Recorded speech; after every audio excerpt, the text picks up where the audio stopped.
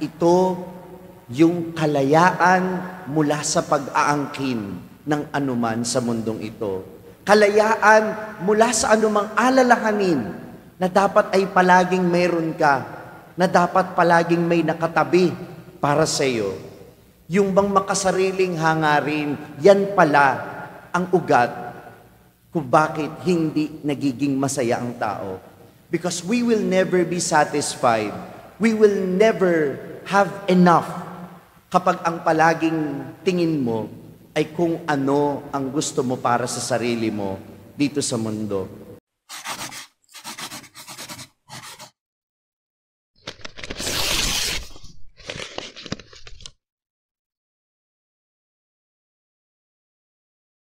Sumainyo ang Panginoon at sumayo rin. Ang mabuting balita ng Panginoon ayon kay San Lucas. Papuri sa iyo, Panginoon. Noong panahong iyon, samantalang naglalakad sina Jesus at ang kanyang mga alagad, may taong nagsabi kay Jesus, "Susunod po ako sa inyo kahit saan." Sumagot si Jesus, "May lungga ang asong gubat at may pugad ang ibon, ngunit ang anak ng tao'y wala man lamang matulugan o mapagpahingahan." Sinabi ni Jesus sa isa, "Sumunod ka sa akin." Ngunit sumagot ang tao, "Panginoon, hayaan po muna ninyo akong umuwi upang ipalibing ang aking ama." Sinabi ni Jesus sa kanya, "Ipaubaya mo na sa mga patay ang paglilibing ng kanilang mga patay. Ngunit ikaw, humayo ka at ipahayag mo ang tungkol sa paghahari ng Diyos."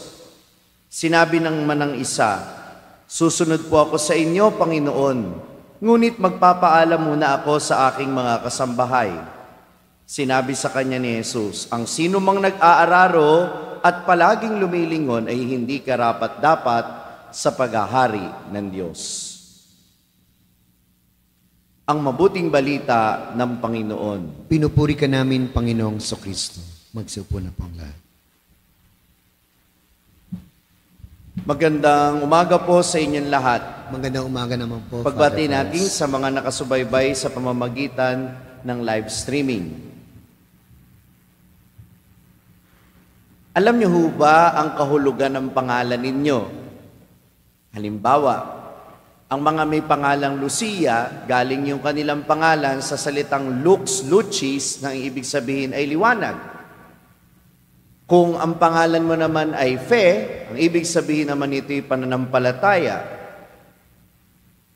O kung Caridad ang pangalan mo, ang ibig sabihin naman ito ay pag-ibig.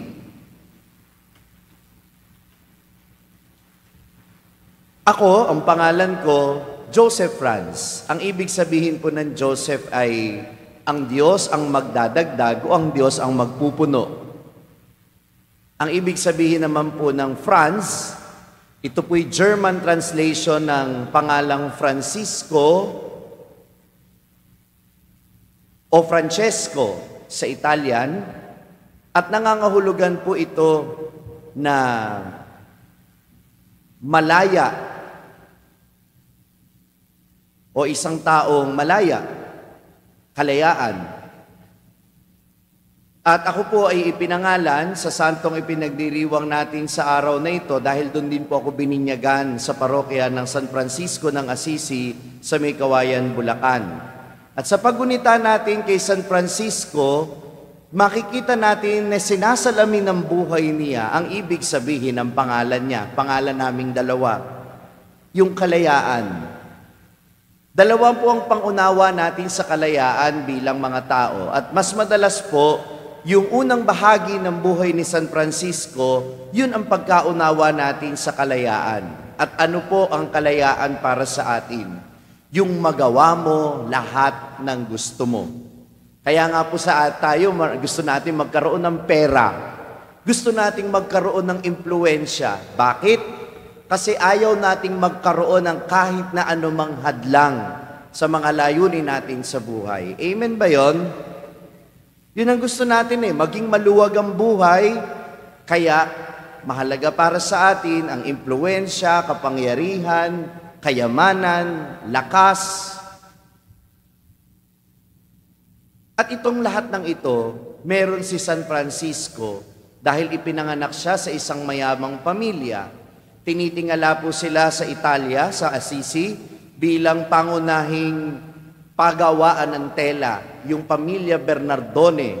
Kaya ang pangalan po niyang original ay Francesco Bernardone. At kilala po ang kanilang pamilya sa merkado ng paggawa ng tela. Kaya po mayamang-mayaman sila. Yung bahay po nila parang kastilyo at hanggang ngayon makikita po ninyo yon dun sa Assisi.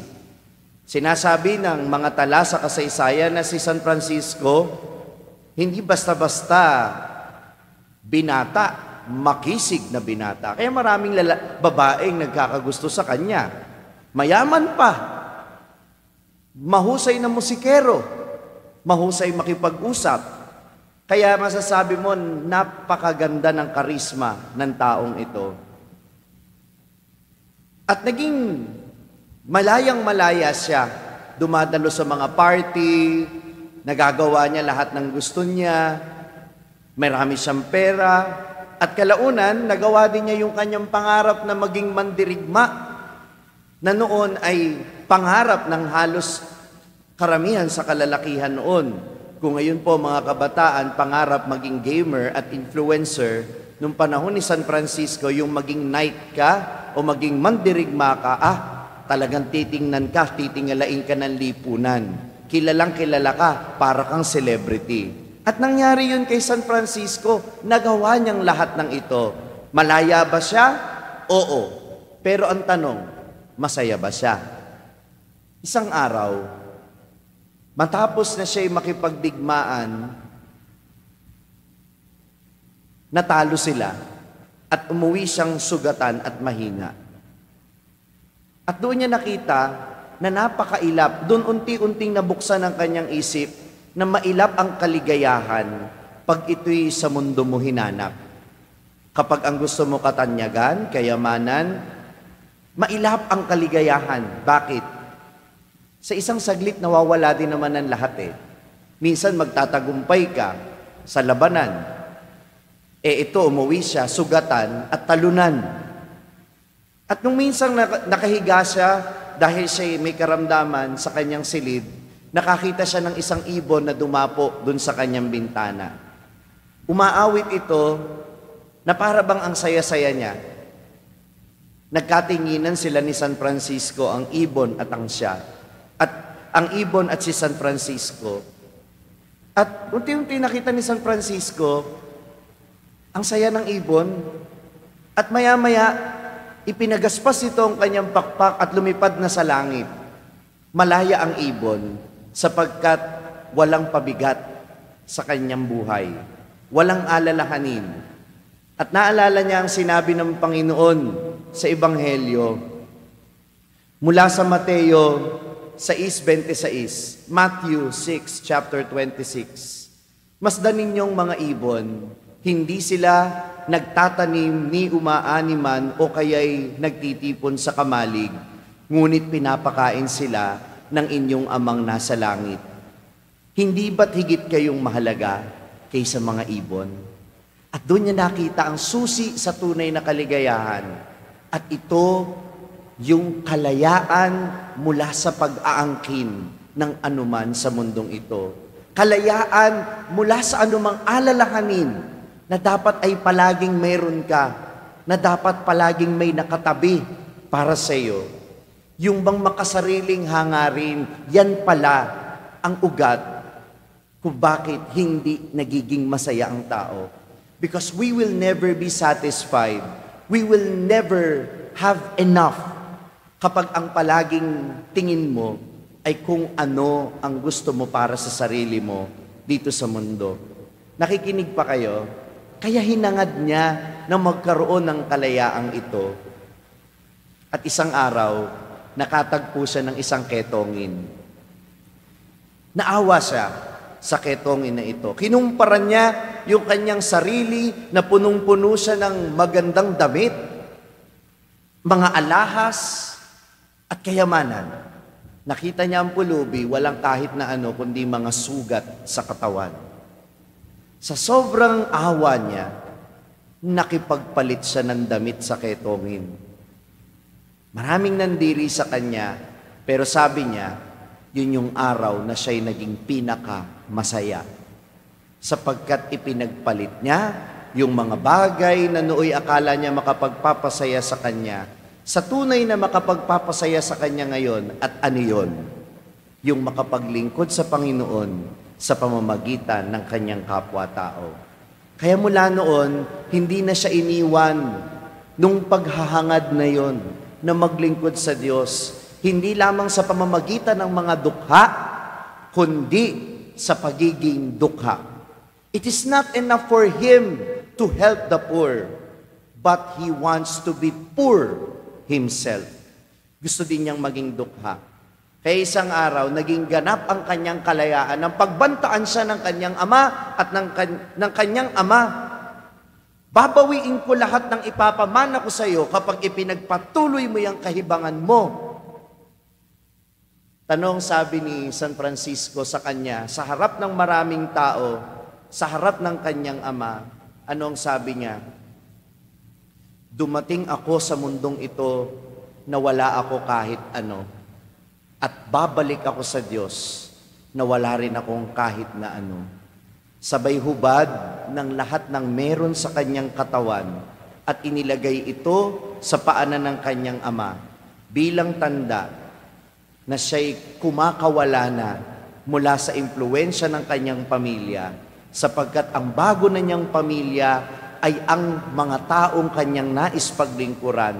Ang Diyos na siyang bahala sa kanya, ang ama na bagamat bawian siya ng yaman ng kanyang ama sa lupa, ang ama sa langit ang siyang magkakaloob sa kanya ng lahat ng kailangan niya.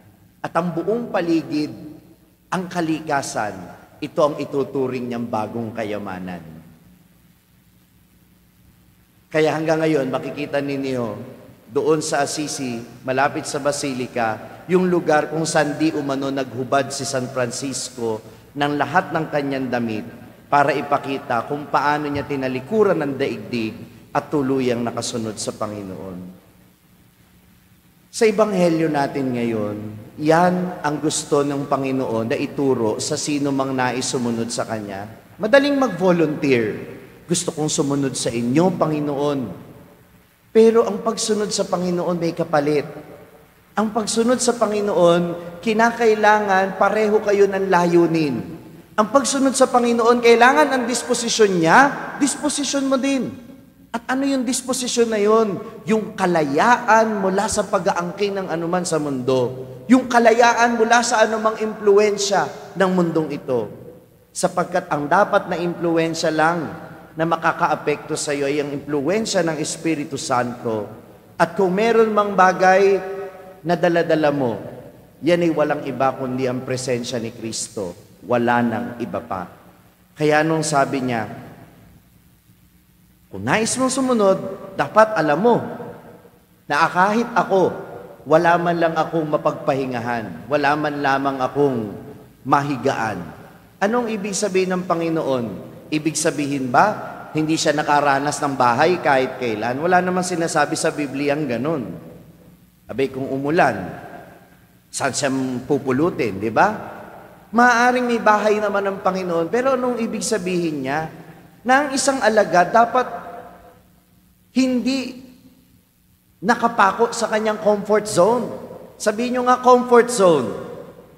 Hindi ito nangangahulugan sa isang lugar lang.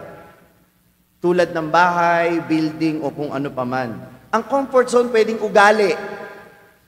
Ang isang alagad ng Panginoon, hindi pwedeng makatigasan niya, masungit na ako, forever na akong masungit. Ang isang Kristiyano, hindi niya pwedeng sabihin, galit ako, habang buhay akong galit. Hindi ka magiging masaya ng ganon. Dahil hindi ka totoong malaya, alipin ka ng masamang ugali mo. Kaya dapat pakawalan mo ang sarili mo.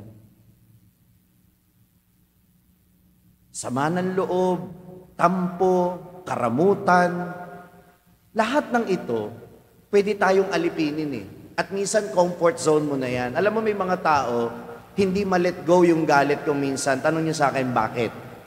Abay, komportable na silang galit sila. Sometimes, The cause of our pain and suffering becomes our comfort zone. Sabi nga ng matatanda, ba'y nakatigasan na ng sungay kasi. Nakatigasan na ng ulo. Kaya ang hamon ng Panginoon, kung nais mong maging totoong malaya, kung gusto mong maging alagad ko talaga, kailangan marunong kang mag-let go. Iwanan mo yan. Kaya nga nung sabi niya, pag hindi kayo tinanggap, kapag hindi kayo tinrato ng maganda, ipagpag ninyo yung paa ninyo at mag-move on na kayo. Huwag nyo nang dalhin yung sama ng loob na yun. Pangalawa, sinasabi ba niya na mawalan ka ng pakialam sa pamilya mo? Hayaan mo na sa patay ang paglilibing sa kanilang mga patay? Yun bang ibig sabihin niya?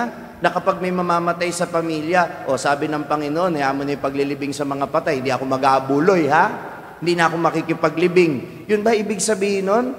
Ang ibig sabihin man ng Panginoon, porket naglilingkod ka sa simbahan, wala ka ng pakialam sa pamilya mo, hindi ka na uuwi sa bahay mo, kasi mas komportable ka na dito sa simbahan.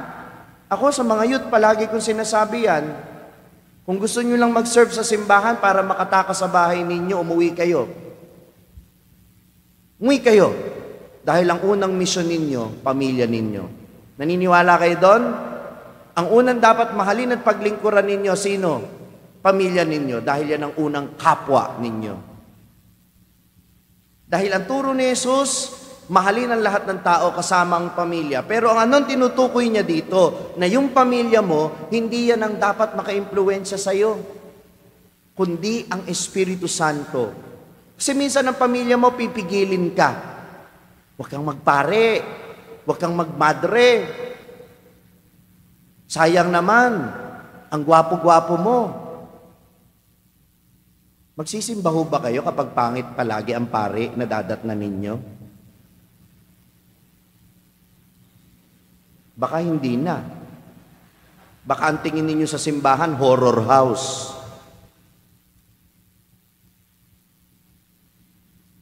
Pero ang totoo, minsan ang pamilya natin ang humihila sa atin at bumibihag sa atin para tayo'y maging malaya. Gusto mo nang magbago, gusto mo nang makipagbati, gusto mo nang makipagkasundo doon sa kapag-anak ninyo na nakagalit ninyo o doon sa mga tao na kagalit ng pamilya ninyo. Sa'yo tapos na. Sa mga kapamilya mo, ayaw pa nila. Nakita kita, nakikipag-usap ka dun sa kaaway natin. Huwag ka nang lalapit doon. Kaaway natin yon. Excuse me naman, kaaway nyo lang, huwag nyo na akong idamay sa awayan ninyo. Tama o mali? Impluwensya ng pamilya.